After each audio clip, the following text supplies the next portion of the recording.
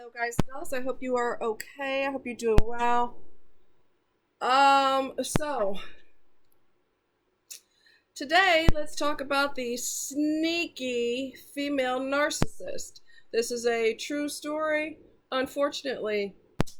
So let's get started. Wow. Okay, so we'll talk about my friend Paul. Paul was interested in, we'll call her Chris. So, one of the things that I thought was a red flag for him was Chris reminded him of his ex, short, petite, and blonde. So, right out the gate, I thought that was bad news because he and his ex did not get along. They fought and broke up, and fought and broke up, and got back together. Break up, go back, break up, go back for 20 years. She'd get a restraining order, and then she would deliberately show up where he's at. Okay, so I mean, the dysfunction is real. They put the fun in dysfunction. So I told him, slow your roll. I know she reminds you of your ex, but you need to slow your roll because that situation wasn't a positive situation anyway. It was a nightmare from hell. Did you forget that? Restraining orders, her flirting with other men in front of you to make you mad, and the whole bit. It was just them chasing each other down the highway, down the road, and in the cars. Look here, stupid, just plumb stupid, plumb dumb. So I'm right near the fan, so my hair is going to be blowing like I'm in a tornado. Bear with me. So she dismissed him when they first met. Chris dismissed him when they first met because she wanted to get back with her ex, who's a loser. He's an alcoholic. He likes to lay on his ass for 10 years. She paid for the bills. She worked hard, and she bought his alcohol. Yeah. So she said, I can't be friends with you anymore because he's going to be insecure.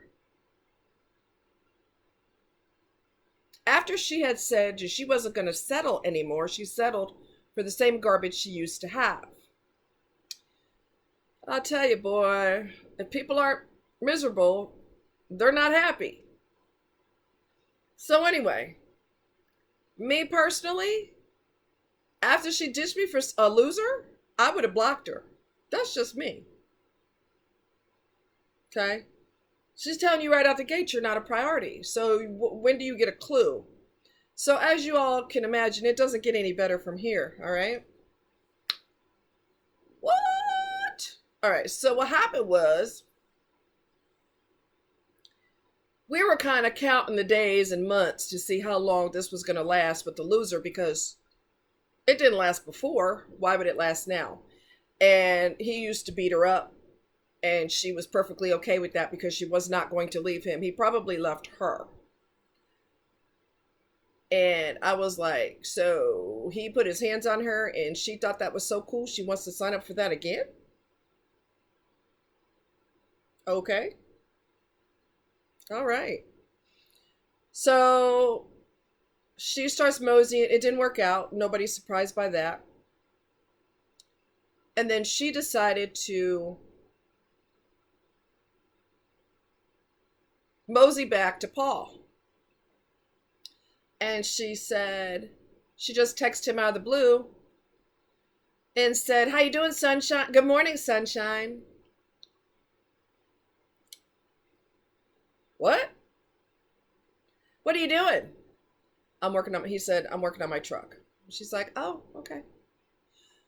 She's trying to finagle to get close to him, to rub up next to him, and, to get back in his good graces, which she wouldn't have had the opportunity with me because, like I said, she would have been blocked.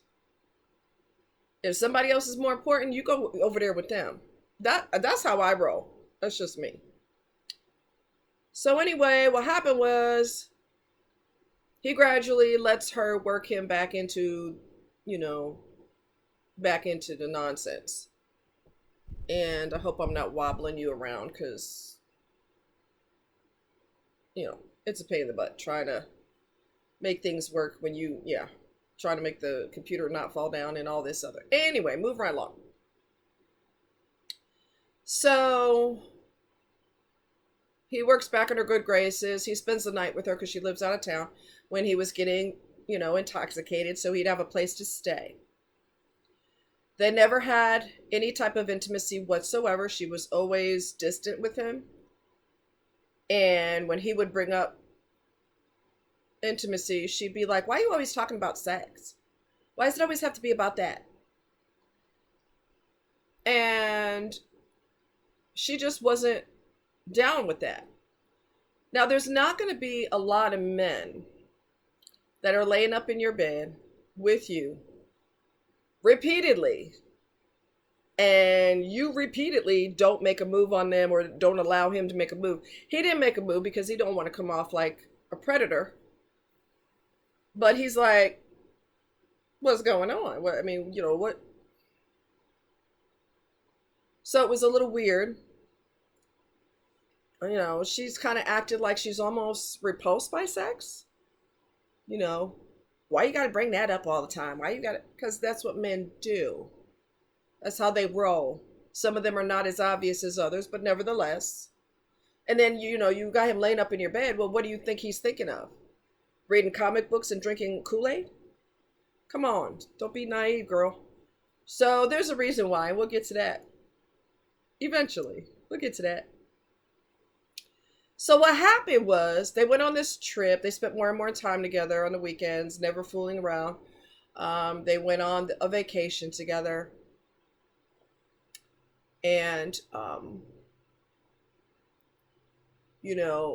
the trip was really nice, but he was hoping for some lovey-dovey time. That never happened. So he came back from the trip like, I don't know why, but no fooling around happened, and I don't understand what's up, and, this, that, and the other. So then one day, he's at her house, and her daughter and the granddaughter live there. And she has multiple children. She does not love any of them. She doesn't want to be bothered with them. She allowed the daughter and the grandchild to move in, but she wasn't really down for that because you're too in the middle of her groove, what she's trying to do on her spare time. You're like a ball and chain. So I really don't want you in my personal space. Well, so then she was deliberately picking fights with her daughter on purpose. And one of the fights, Paul was like, "I'll take care of that. It's not really worth fighting over." And she says, "No, you will not." The fight was trivial, but the real thing is she was trying to boot her out of there because I don't want y'all in my personal space because there's things I'm trying to do, and you know too much of my business anyway. She didn't come out and say that, but that's what it boils down to. So then the daughter starts spilling the beans. You always manipulate men anyway. That's the only reason you bother with men is because you're manipulating them. You always manipulated men. And she just kept going and going and going. Chris lost her temper, took one of the items that was on the table that was made of glass, threw it at her daughter at top speed. Chris tried to lunge at her daughter, and Paul had to hold her back, which made her even more angry. She was a Tasmanian devil. So now he's getting to see who she really is. She was acting like she was Mother Teresa. She was acting like, I don't kiss unless I'm married. I mean, she had this whole facade going on. So the daughter pressed charges because you assaulted her. People don't like to be assaulted. So yeah, you're going to have a problem. And so, oh my God. Oh my freaking God. So what happened? She went to jail. Paul went and bailed her out.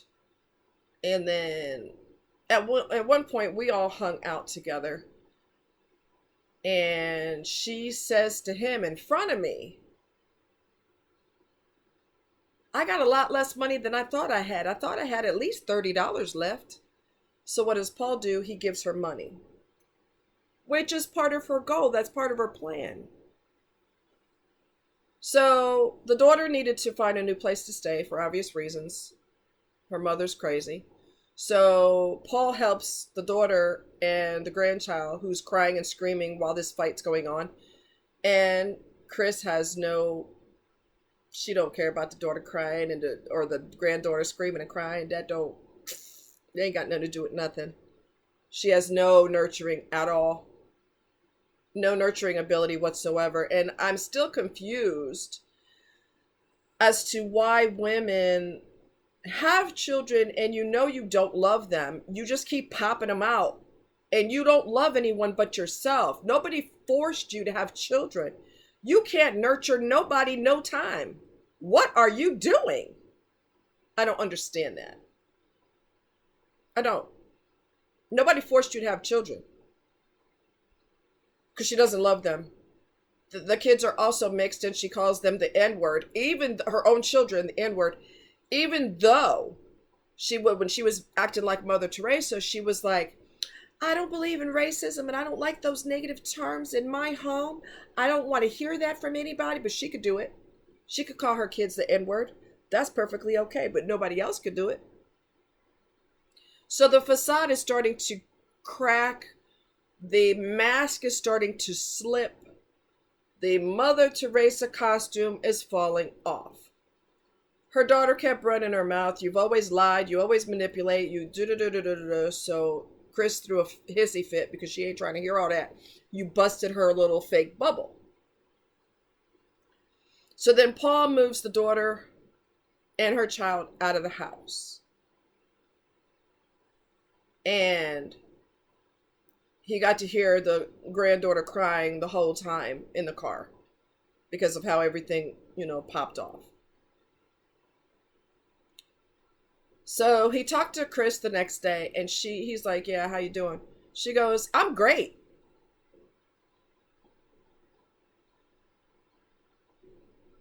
He said, well, your daughter and your granddaughter weren't great, especially when the granddaughter was crying all the way back to where they were going to move to.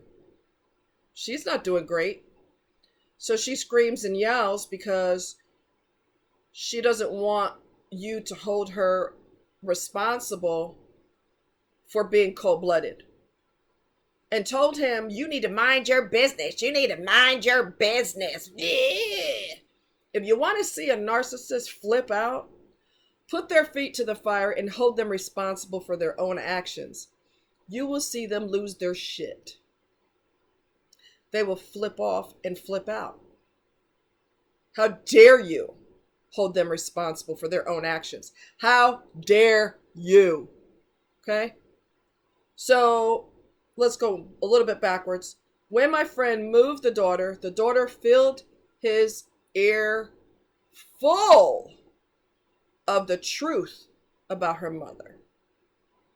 She's a hoe. She bangs everybody. She brings men up in here in front of us all the time. Brings them in the back bedroom, in her bedroom, all the time. She don't care if the men are married. She doesn't care. Narcissistic women go after engaged men, married men, men who are in love with their partner. They deliberately go after them not because they think so much about that guy, but because they want to win. They want to take him from his partner. I need to bust this romantic crap up and I need to pull you away from her. It's a win thing. It's a strategy that they do so they can feel good about themselves. I pulled him away from his wife. He ain't never had an affair till he met me, and it's like a pride thing that they have. So the women on her job do not like her. So she tells you parts of the story, but there's parts of the story she's not going to tell you. So the stories that she tells has these big, huge holes in them. Women in the job don't like me. Women don't like me because I'm pretty. That's not the reason women on the job don't like her. That's not the reason. You want to know what the reason is? The real reason is because she humps as many men on the job as she possibly can. Women know that you act like, you know, loosey goosey. They don't have any respect for that. Not only that, but if HR gets involved, she could eventually lose her job because you're a liability. The reason why you're a liability is because you're messing with everybody, and somebody's wife, fiance, girlfriend, whoever could come up in here with a gun and say, where is she at? Where's she at? And I'm going to start popping people until you tell me where she's at. I'll just pop everybody up in here. So you're actually a safety liability for that company. This isn't what you do on your personal time. This is, a recipe for disaster. So eventually she's going to lose her job, and she's probably lost jobs in the past because of that. She services everybody on the job. So her Mother Teresa act is over. Her little crystal bubble that she was sitting in got burst. My friend was like, I don't know why she want to be with everybody else, but she don't want to be with me. But then he told me, yeah, I told her about my ex and how she, she cheated on me and she did so many dirty things behind my back, and I'm not going to tolerate that no more. I said, that's your answer. There's your answer. That's why she's not getting deeper into being involved with you, because she knows she's going to continue to do what she's doing, and you're not going to stand for it. You've already made that crystal clear. You've already made that clear that you're not having it. So she knows that, oh, this one's not going to play with me. He's not going to stand for that. Right. She's self-destructive. She's got a health problem. She's got a health problem that could literally kill her. She doesn't give a rat's ass about that either. She smokes like a chimney. Drinks. Can put away a case of beer. Probably outdrink a man. She does drugs, to include ecstasy. Humps men for drugs. But when she was acting like Mother Teresa, she was acting like, why does it always have to be about sex? Ugh. Like she's repulsed by it. Because that's the front. That is the facade. That is the costume that I want you to see. I want you to see me sitting here on a prim little pillow on my throne with people fanning me when I get too hot and somebody else feeding me grapes, and sex is gross and I keep my knees together and ew, sex, ew. Meanwhile, she's servicing everyone she can. She's also supposedly friends with a pimp, and she supposedly spent the night at his house and slept on the couch. You know god dang well that did not happen. He tossed her ass up because everybody gets a chance. So her daughter spilled the beans on all her Kool-Aid. I mean, all her Kool-Aid. And she wanted to make her shut her mouth, and she couldn't. Well, when you do dirt in front of people and you have no class and you have no respect, what do you think's going to happen? People know all your business because you strutted around right in front of them. Okay? Her daughter had she recorded the physical assault. So there was evidence for her to be arrested.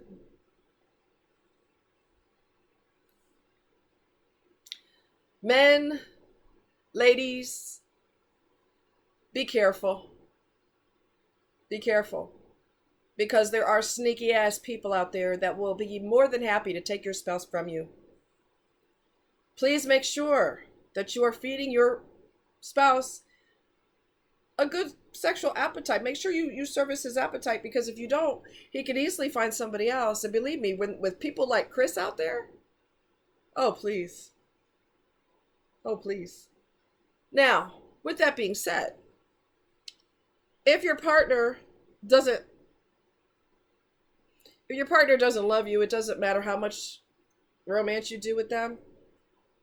They're going to do you and still do Chris. But don't keep your lines of communication. You can't prevent it. You can't prevent your partner from cheating. You cannot prevent your partner from being with someone like Chris. But keep the lines of communication open. Don't keep your legs shut. If you don't have a desire, talk to your doctor about it. Maybe there's something hormonally going on that killed your desire. Maybe men, watch how you talk to your partners, because women get turned off in a heartbeat. You get, don't, not every man, but some men are like, I'm not trying to hear all that. I had a long day at work and I don't want to hear that crap as soon as I come home. Bye, bye, bye, bye, bye. That's a sex drive killer, man. Watch how you talk to your partners. Like I said, you can't prevent your partner from being stolen or taken advantage of sexually by a freak, but make sure you don't do anything to make it easy for your partner to do that. If your partner's a narcissist, they're going to cheat on you anyway. Probably going to cheat on you on your wedding night. If you think that doesn't happen, you better think again. Narcissists are opportunists. So they're always looking to take advantage of somebody, and they don't really care who it is. So, yeah. Like, wow, it's just absolutely insane. It's absolutely insane.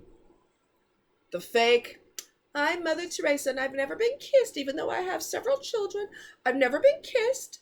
I don't want to hear that sexy talk, that ew, ew, ew, gross, gross. Yeah. And she getting tossed up on the regular by everybody.